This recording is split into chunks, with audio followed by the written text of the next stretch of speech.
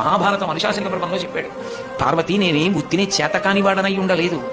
బ్రతికున్న నాళ్ళు అక్కడికెడదాం ఇక్కడికెడదామని పని లేకపోయినా షికారులు తిరిగి నేను ఇంతటి వాణ్ణి అని గుండెల మీద చెయ్యేసుకుని ఇంత గర్వించి మా ఆవిడ, మా పిల్లలు, మా అన్నయ్య, మా తమ్ముడు, మా స్నేహితులు ఇంతమందిని చూపించిన వాడు ప్రాణం పోయిన తర్వాత ఎండు కర్రల మీద పడుకోబెట్టి తాడుతో కట్టేసి ఒంటి మీద కేవలం అత్యంత చవకబారు వస్త్రం ఒకటి పెట్టి పాడి మీదకి తీసుకెళ్లేటప్పుడు ఆ బట్ట కూడా తీసేసి కట్టెల మీద పడుకోబెట్టి ఇంధనం పోసి కర్త వచ్చి అగ్నిహోత్రం వెలిగిస్తే తల దగ్గర నుంచి కాలుతూ వచ్చేసి తల బద్దలైపోయిన తర్వాత కాళ్ళు అరికాళ్లలోంచి నెత్తురు ముద్దలుగా పైకొస్తుంటే పెద్ద కాడ పట్టుకుని కాళ్ళు పైకెత్తి వెనక్కి పారేస్తే నా ఒళ్ళు అనుకుని మురిసిపోయిన వాడు కట్టెలలో కాలిపోతుంటే జీవుడు పైకి లేచి చీకటి పడుతోందని వచ్చిన వాళ్ళందరూ స్నానం చేసి వెళ్ళిపోతే ఒక్కడే ఉండిపోయానని బెంగ పెట్టుకుని ఏడుస్తుంటే నేనున్నానని ఓదార్చడానికి ఉన్నాను.